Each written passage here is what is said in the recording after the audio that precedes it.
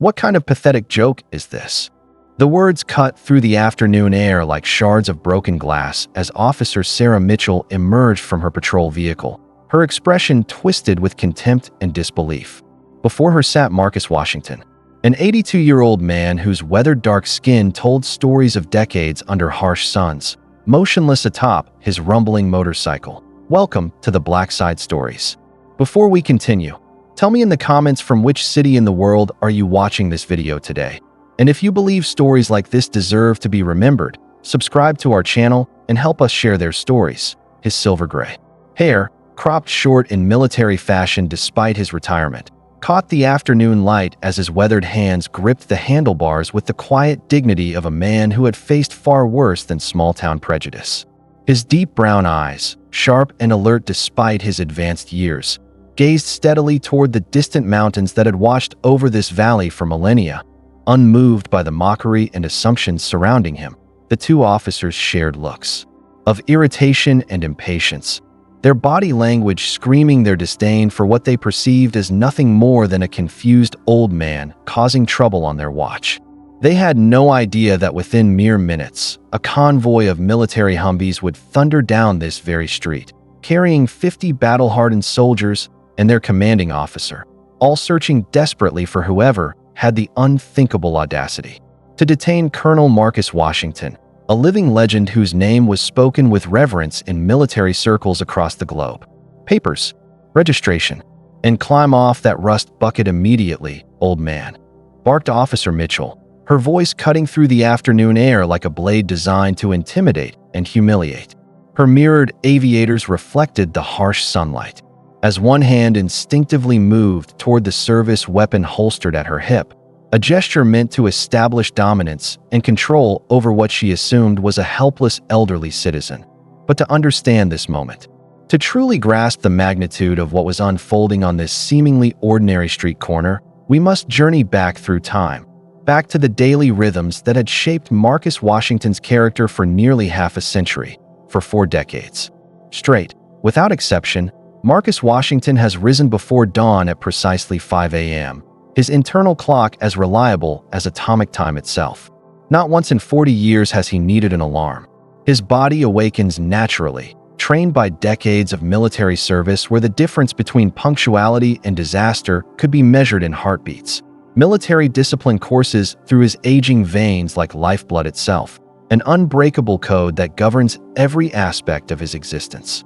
His modest farmstead stretches across rolling hills roughly 10 miles beyond the town limits, a sanctuary he's cultivated with the same precision and attention to detail he once applied to complex military operations in the world's most dangerous theaters. The farmhouse, painted white and maintained with meticulous care, sits like a fortress of peace amid 100-year-old oak trees that have witnessed the changing of seasons and the passage of generations.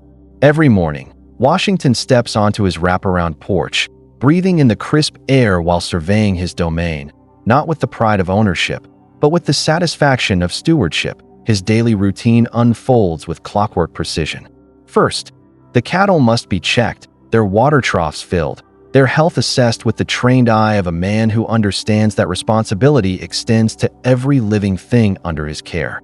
Then the chickens, pecking and clucking in their secure coop, providing fresh eggs that Washington often shares with neighbors who have shown him kindness over the years. Yesterday morning, as autumn painted the hills in shades of gold and crimson, his trusty 1978 John Deere tractor finally surrendered to time.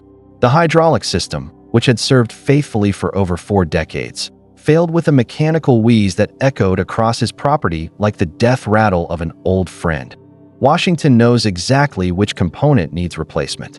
42 years of maintaining, repairing, and rebuilding machinery under every conceivable condition has taught him to diagnose problems by sound alone.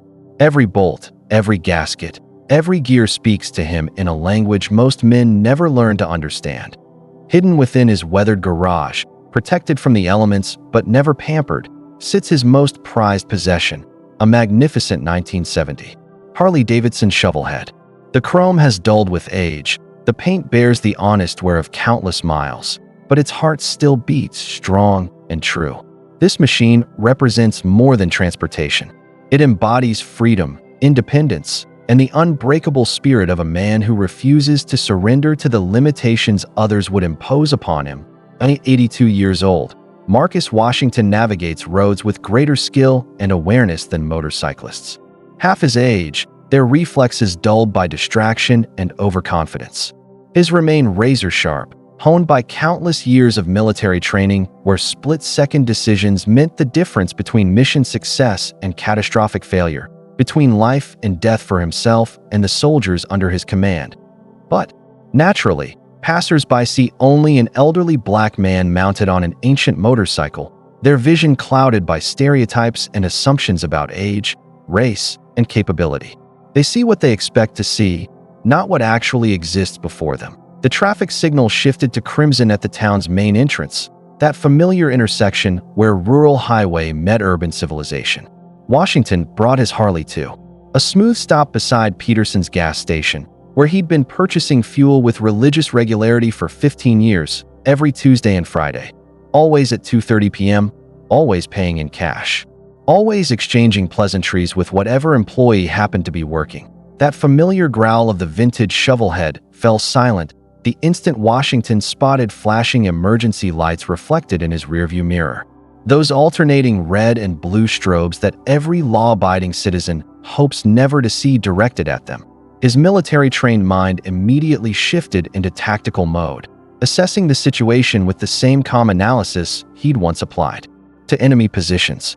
Two officers, both young, both carrying themselves with the swagger of authority unchecked by wisdom or experience.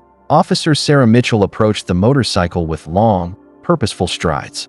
28 years old with exactly 3 years of municipal patrol experience under her belt, she carried herself with the confidence of someone who had never been truly tested, never faced a situation that challenged her worldview or forced her to question her own judgment. Seriously, is this supposed to be some kind of comedy routine? She declared with undisguised mockery as she positioned herself beside the cruiser. Sir, shut down that piece of junk immediately. Washington remained perfectly still, his posture unchanged, hands steady on the handlebars, his calm gaze fixed. On the horizon line, where earth met sky, the mountains in the distance seemed to whisper of patience, of endurance, of the long view that comes with having witnessed the rise and fall of civilizations. License, registration, and step away from that motorcycle right now.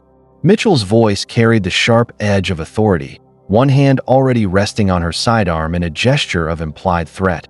Without haste or agitation, Washington retrieved the requested documents from his worn brown leather wallet, each paper neatly organized and immediately accessible. The wallet itself told a story. Hand-tooled leather, crafted decades ago, worn smooth by years of use, but still functional, still serving its purpose with quiet dignity. Mitchell examined the identification with obvious suspicion etched across her features, her expression suggesting she expected to find evidence of fraud or deception. The license was legitimate, current, and showed no restrictions or violations. Washington's driving record was spotless, not a single citation in over 60 years of operating motor vehicles. 82 years old, she questioned with disbelief, her voice rising with incredulity. Don't you think you're getting a little too ancient to be playing around on motorcycles? Officer Ryan Torres sauntered over with a smirk spreading across his face, circling the Harley like a predator examining wounded prey. 26 years old with 4 years of patrol experience, Torres had learned to follow Mitchell's lead in most situations, content to play the supporting role in what they both considered routine harassment. Holy hell, look at this antique, Torres exclaimed with theatrical disgust. This bike's got more years on it than my grandfather. Check out all that rust and corrosion. How is this thing even street legal? Washington watched their performance with the patience of a man who had observed human nature in its rawest forms, who had seen young soldiers transform from arrogant recruits into seasoned warriors through the crucible of experience and hardship. Hands behind your back, sir. Feet spread apart, Mitchell commanded authoritatively, her voice carrying the rehearsed tone of someone following procedures without understanding their purpose or limitations. The search they conducted was completely unnecessary and legally questionable, but they proceeded anyway, their actions driven by assumptions rather than evidence, by prejudice rather than probable cause. Washington submitted to their demands with quiet dignity, understanding that resistance would only escalate the situation. A small crowd began gathering on the sidewalk, curious onlookers drawn by the spectacle of law enforcement confronting an elderly citizen. Cell phones emerged from pockets and purses, recording the interaction for social media posts that would judge the situation based on incomplete information and personal biases. "So, Mr. Washington, where exactly do you live?" Mitchell inquired while rifling through his documentation. "On my farm out near Highway 340. Washington replied with quiet dignity, his voice steady and clear despite the public humiliation unfolding around him. "All alone out there?" Torres interjected with a knowing glance toward his partner, his question carrying implications about mental competency and self-care. "Completely alone," Washington confirmed, seeing no reason to elaborate on his living situation or justify his independence to these strangers. Mitchell and Torres exchanged a look that clearly communicated their shared assumption. Another confused, possibly senile old man who probably shouldn't be trusted with dangerous machinery or left to his own devices. "Do you have any family members? Someone who looks after you? Make sure you're taking care of yourself properly?" Mitchell pressed. "I've been taking care of myself for 82 years without assistance," Washington responded evenly, his tone carrying the quiet authority of someone who had managed far more complex responsibilities than maintaining a small farm and operating a motorcycle. "Sure, but don't you realize how dangerous it is for someone your age to be operating a motorcycle? You could cause a serious accident, potentially injure innocent people," Torres added, his voice dripping with condescension and false concern. Washington maintained his silence, his eyes fixed on the distant horizon, hands clasped respectfully behind his back as ordered. His composure remained unshakable despite the public humiliation unfolding around him, despite the assumptions and accusations being leveled by people who knew nothing about his background, his service, or his character. "Sir, I'm speaking directly to you," Mitchell snapped with growing irritation. "I'm listening to every word," Washington replied calmly. "Then answer my question. Don't you think it's completely irresponsible and reckless for someone your age to be riding an ancient motorcycle like that?" Torres leaned closer to Mitchell and whispered conspiratorially, his voice carrying further than he intended. "I think the old guy might be going deaf too. Look at him just standing there, barely responding to anything we're saying. Probably has dementia or something." Mitchell raised her voice significantly, speaking slowly and loudly as if addressing a child. "Mr. Washington, can you hear what I'm saying to you? Do you understand the questions I'm asking?" The crowd continued growing, as did the volume of their commentary. "Poor old gentleman," someone murmured with genuine sympathy. "Don't these police officers have more important crimes to solve?" Another voice added with growing irritation. But across the intersection, behind the fuel pumps at Peterson's gas station, someone was watching who possessed knowledge that would soon change everything. Tommy Richardson, 58 years old and owner of the gas station for over 2 decades, stopped wiping down the fuel dispensers as he observed the confrontation unfolding across the street. A Gulf War veteran who had served with distinction in the 1st Armored Division, Richardson recognized Marcus Washington immediately, not just as a customer, but as something far more significant. Washington had been a loyal customer for 15 years, arriving every Tuesday and Friday at exactly 2:30 p.m. with clockwork precision. Always courteous, always punctual with payments, always offering a kind word or genuine inquiry about Richardson's family, his business, his own service in the Gulf. Over the years, their brief conversations had revealed fragments of Washington's background, mentions of military service, references to places and operations that only someone with deep knowledge of military history would understand. Richardson had gradually realized he was speaking with someone whose experience and expertise far exceeded his own. Now, watching the humiliation unfold, Richardson felt his blood pressure rising dangerously. This wasn't just an elderly citizen being harassed. This was a veteran, possibly a senior officer, being publicly degraded by people who had no understanding of what they were dealing with. Richardson grabbed the telephone and dialed the number for nearby Fort Carson military base. "Fort Carson, duty officer, how may I help you?" "This is Tommy Richardson calling from Peterson's gas station in town. I need to speak with an officer on duty immediately, and this is extremely urgent, he said, his voice carrying the authority of someone accustomed to military communications. What's the nature of your emergency, sir? We have a fellow veteran being disrespected and harassed by local police.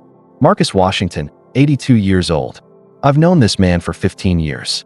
He's honorable, dignified, and he's being publicly humiliated just for riding his motorcycle. The duty officer on the other end of the line suddenly changed his tone. Completely. Did you say Marcus Washington? Can you spell that last name for me, sir? Washington, like the president. Hold on just one moment, sir. Don't hang up. Richardson could hear muffled conversations, the sound of computer keyboards clicking rapidly, voices becoming increasingly urgent and animated. Several minutes passed before the duty officer returned to the line, his voice now filled with unmistakable urgency and respect. Mr. Richardson, I need you to listen very carefully. Keep your eyes on that situation across the street. We're dispatching a full unit immediately. Do not allow those officers to do anything to Colonel Washington until we arrive on scene. Do you understand me? Colonel, Richardson asked in amazement. I cannot provide details over an unsecured telephone line, but we'll have personnel there. Within 15 minutes.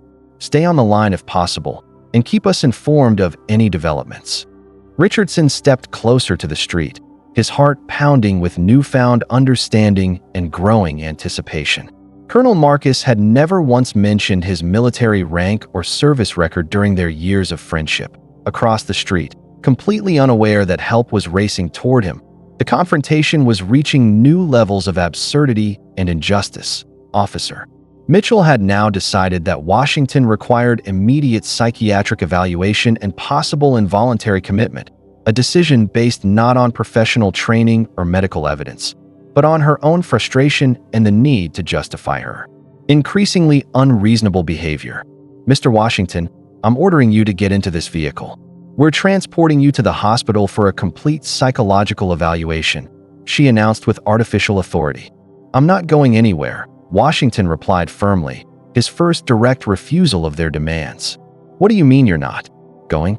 This isn't a request, it's a direct order. Mitchell's voice rose to near shouting levels. Based on what specific law or regulation?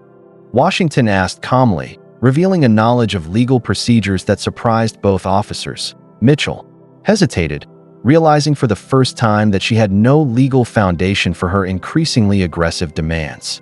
But she had committed herself publicly, and backing down now would mean admitting serious professional misjudgment.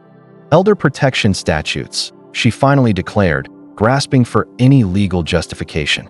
Behavior that endangers his own safety and the safety of others. Washington smiled for the first time, a small, almost imperceptible expression that comes from recognizing a carefully constructed lie. Officer Mitchell, may I ask you one question?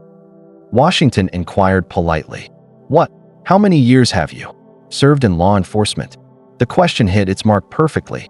Mitchell's experience was limited, her training minimal, her understanding of complex legal issues superficial at best. Mr. Washington, get in that vehicle right now, she responded, avoiding the question entirely while escalating her demands. I'm not going, Washington repeated calmly. Then I'll be forced to use physical restraint and place you under arrest. Far down the main road, carried on the wind like distant thunder, the sound emerged first, a deep, thunderous roar of multiple engines approaching at high speed. The distinctive sound of military vehicles operating in convoy formation, their diesel engines synchronized in the rhythm of organized power and purpose. 12 military Humvees rounded the bend in perfect formation, their olive drab paint gleaming in the afternoon sunlight, kicking up clouds of dust as they raced toward the scene with urgent precision. The lead vehicle flew small flags that snapped in the wind, military symbols that commanded respect and immediate attention. The convoy came to a coordinated halt, forming a precise semicircle around the entire confrontation scene. The tactical positioning was flawless, every angle covered, every escape route controlled, a demonstration of military expertise that transformed the casual street corner into a secured operational area. 50 soldiers emerged from the vehicles in perfect synchronization, their movements sharp and disciplined, their uniforms immaculate, their bearing reflecting years of training and service. They formed precise lines, standing at attention with the quiet confidence of professionals. From the lead Humvee stepped an imposing figure who commanded immediate attention and respect. Captain Michael Brooks, 55 years old with 22 years of distinguished active military service etched in every line of his weathered face. His uniform bore the ribbons and insignia of someone who had earned his authority through service, sacrifice, and proven leadership under fire.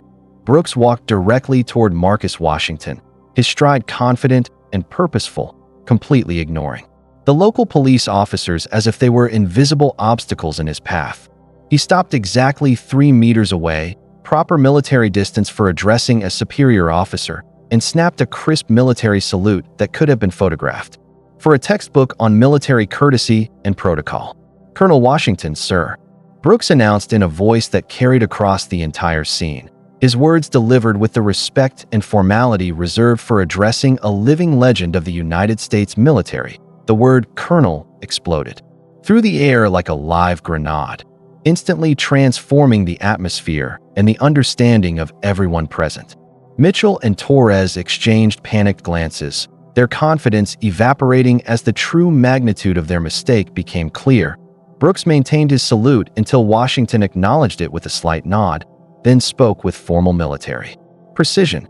"Sir, we received reports of some sort of misunderstanding involving you. We came immediately to ensure your safety and well-being." Brooks turned toward the officers for the first time, his eyes cutting through them like laser beams, his expression carrying the controlled fury of a professional soldier confronting an unacceptable situation. "Which of you dared to detain Colonel Washington?" he asked, his voice low and dangerous. Mitchell attempted to regain control of the rapidly deteriorating situation. "Officer Mitchell, local municipal police. We stopped this gentleman because this gentleman," Brooks interrupted, his voice rising dangerously as he stepped closer to the officers. All 50 soldiers took a synchronized step forward in response to their captain's tone, an instinctive display of solidarity. "Captain, we had no way of knowing he was military personnel," Mitchell stammered desperately. "This man," Brooks declared with steel in his voice, served 3 complete combat tours in Vietnam, facing enemy fire and impossible odds with courage that earned him the respect of every soldier who served under his command. Brooks paused, allowing his words to sink in before continuing with even greater intensity. He conducted classified intelligence operations during the Gulf War and Afghanistan conflicts, missions that saved countless American lives and advanced strategic objectives that remain classified to this day. The captain's voice rose with each revelation. He personally trained hundreds of United States Army officers, including myself, passing on knowledge and expertise that has shaped American military leadership for decades. Brooks pivoted back toward Mitchell. "This man you stopped holds 2 Bronze Stars for valor in combat, awarded for actions that placed the welfare of his soldiers above his own safety." The crowd listened in stunned silence as the captain continued. 2 Purple Hearts with 4 oak leaf clusters, representing wounds received in service to his country. The Distinguished Service Cross, the 2nd highest military decoration for extraordinary heroism in combat. Brooks's voice carried the reverence of someone reading from sacred text. Colonel Washington is considered a living legend within the United States Armed Forces. Soldiers travel from across the country to train under his guidance. Torres attempted to interrupt weakly. "We were simply performing our duties. Your duty," Brooks interrupted with barely controlled fury, "is to protect and serve your community, not to publicly degrade and humiliate an elderly veteran based on your own ignorant assumptions and prejudices." The transformation in the crowd was immediate and dramatic. Cell phones continued recording, but now with reverence instead of ridicule, with respect instead of entertainment. Mitchell stepped closer to Washington, her voice now trembling with embarrassment and fear. "Sir, Colonel Washington, I sincerely apologize. I had no idea about your service record or military background." "Officer Mitchell," Washington replied with quiet dignity, "may I offer you some advice that might serve you well throughout your career?" "Yes, sir, absolutely," she replied eagerly. Washington's words carried the weight of hard-earned wisdom. Never judge any person based solely on their appearance, their age, or your own assumptions about their capabilities or background. You have no possible way of knowing what battles they have fought, what sacrifices they have made, or what scars they carry, both visible and invisible. Brooks approached Washington respectfully. "Colonel, is there anything you need? An escort? Transportation? Assistance? Medical attention?" "No, Captain, but I want to thank you and your soldiers for coming," Washington replied with genuine appreciation.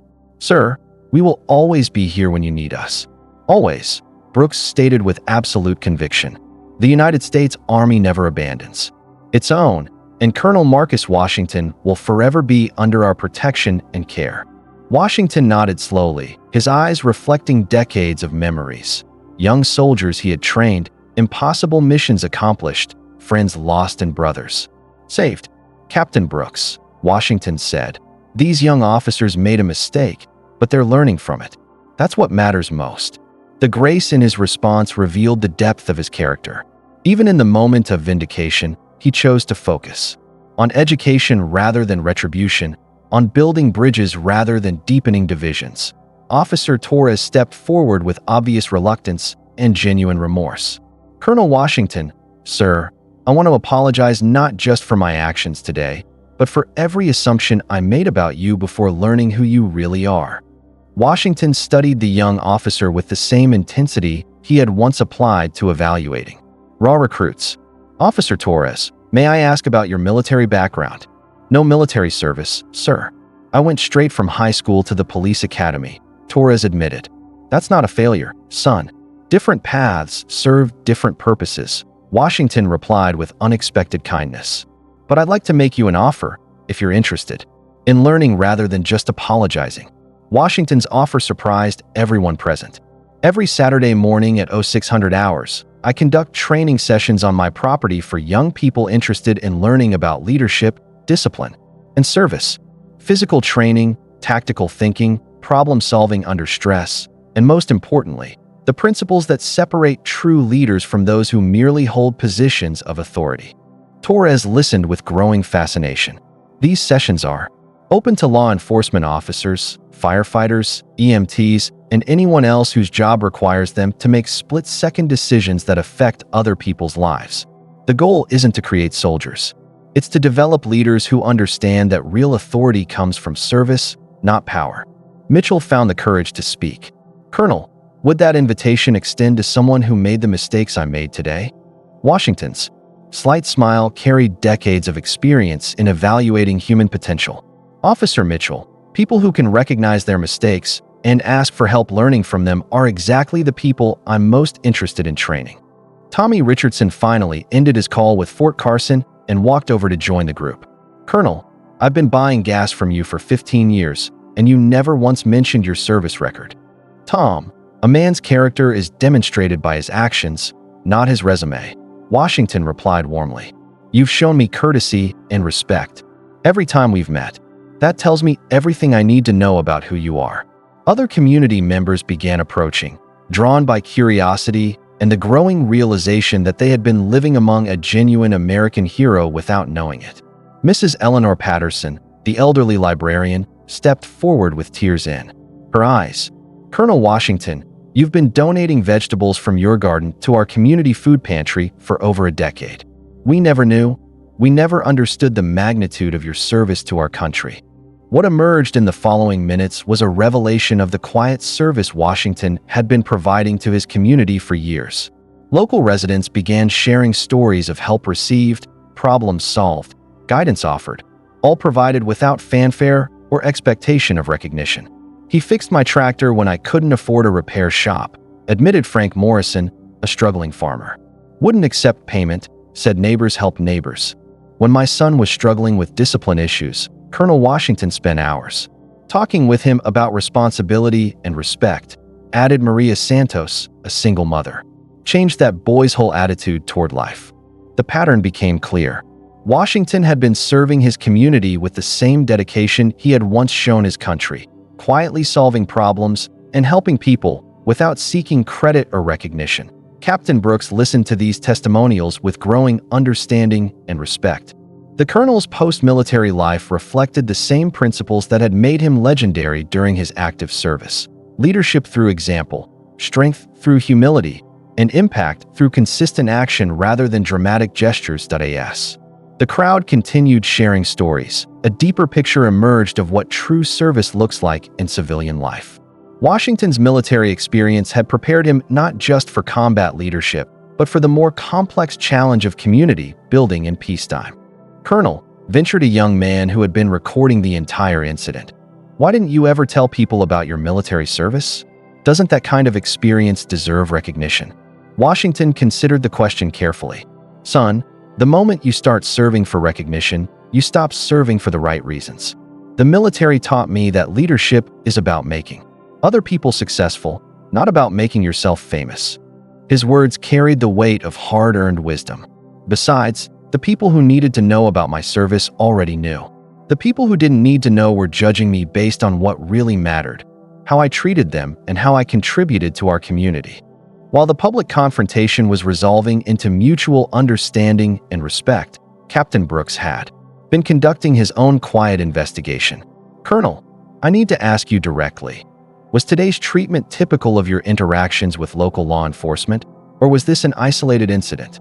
Washington considered the question carefully, understanding that his response could have far-reaching consequences. "Captain, this was more intense than usual, but not entirely unexpected. Age discrimination exists. Racial bias exists. The assumption that elderly people are incompetent exists. Today just happened to be the day when all of those factors came together at once." Mitchell and Torres listened with obvious discomfort as Washington calmly described the prejudices they had demonstrated. However, Washington continued, "I also need to acknowledge that Officer Mitchell and Officer Torres are now asking the right questions and expressing genuine interest in learning from this experience. That's worth more than any punishment or retribution. Colonel, would you be interested in developing a cultural sensitivity and veteran awareness training program for local law enforcement?" Brooks asked. "I've been considering that possibility for several years," Washington admitted. "Not just for law enforcement, but for emergency responders, healthcare workers, social services personnel, anyone whose job brings them into contact with elderly veterans who might not fit conventional expectations." The conversation was evolving beyond the immediate incident toward broader questions of community education and systemic change. The goal wouldn't be to create special treatment for veterans, but to help people understand that assumptions about age, race, and capability can blind them to the actual person standing in front of them. Mitchell found the courage to contribute. "Colonel, I realize now that my training never addressed how to interact respectfully with elderly citizens, especially those who might not immediately appear to fit standard profiles." What emerged from the discussion was a concrete plan for ongoing education and community building. Washington would partner with local law enforcement to develop comprehensive training programs addressing age discrimination, cultural sensitivity, and veteran awareness. The program would include practical scenarios, Washington explained. How to assess actual capability rather than assumed limitation. How to show respect while maintaining appropriate law enforcement protocols. How to recognize signs of combat experience that might affect someone's responses to authority. Brooks immediately grasped the broader implications. This could serve as a model program for other communities. The lessons learned here could prevent similar incidents across the country. The vision was expanding beyond local impact toward regional and national influence. Washington's experience with training and development, combined with the publicity this incident was already generating, created an opportunity for systematic change. "I'd also like to include reverse training," Washington added. "Programs where law enforcement officers can share their perspectives with elderly citizens, helping them understand police procedures and concerns. Mutual education creates mutual respect." As the confrontation resolved into collaborative planning, local news crews began arriving, drawn by social media posts and phone calls from witnesses who recognized the significance of what had occurred. Sarah Chun, a reporter from the regional television station, approached the group with obvious respect. "Colonel Washington, would you be willing to share your perspective on what happened here today?" Washington considered the request carefully. "Ms. Chun, I'd be happy to discuss today's events, but only in the context of the positive outcomes. that are developing. This isn't a story about conflict. It's a story about learning, growth, and community building. The television interview became a model for how media can cover sensitive incidents in ways that promote understanding rather than division. Washington used the platform to articulate principles that transcended the immediate situation. Every person you meet is fighting battles you know nothing about, carrying burdens you can't see, and possessing experiences that could teach you something valuable if you're humble enough to listen. His words resonated not just with local viewers, but with the national audience that would eventually see the interview. The goal isn't to shame anyone or create division. The goal is to build bridges of understanding that make our communities stronger and more respectful for everyone. Within hours of the local broadcast, the story had been picked up by national news networks, social media platforms, and military publications. The combination of veteran recognition, community reconciliation, and systematic problem-solving created a narrative that resonated across multiple audiences. Marcus Washington continues to rise at 5 a.m. each morning, his internal clock still as reliable as atomic time. At 87, he moves a bit slower but with the same purposeful dignity that has characterized his entire life. His farm remains his sanctuary, but it has also become a symbol of what's possible when wisdom meets opportunity and grace transforms conflict into understanding. The Harley-Davidson shovelhead still carries him to town twice a week. It's chrome, still dulled with age, but its engine still strong and true. The sound of its approach is no longer just the rumble of an old motorcycle. It's the announcement of a living legend whose quiet service has changed how communities understand respect, dignity, and the hidden contributions of those who might not fit conventional expectations. On quiet evenings, as Washington sits on his wraparound porch watching the sun set behind the mountains that have witnessed the changing of seasons and the passage of generations, he reflects on the unexpected journey that began with a traffic stop and evolved into a movement for social change and mutual understanding. Colonel Marcus Washington's story continues to unfold, one relationship at a time, one training session at a time, one act of quiet service at a time. His legacy is not just in the medals he earned or the programs he developed, but in the countless lives he has touched and the understanding he has fostered between people who might otherwise remain strangers to each other's experiences and contributions. The Veterans Road leads not to a destination, but to an ongoing journey of service, learning, and the patient work of building bridges across the divides that separate us. In a world often focused on conflict and division, Marcus Washington's story reminds us that the most important battles are often fought not with weapons, but with wisdom, not with force, but with grace. And not for recognition, but for the simple satisfaction of making the world a little better than we found it. Behind every great achievement is someone who stood watch, someone who believed, someone who preserved what matters when no one else was looking. This has been the Black Side Stories.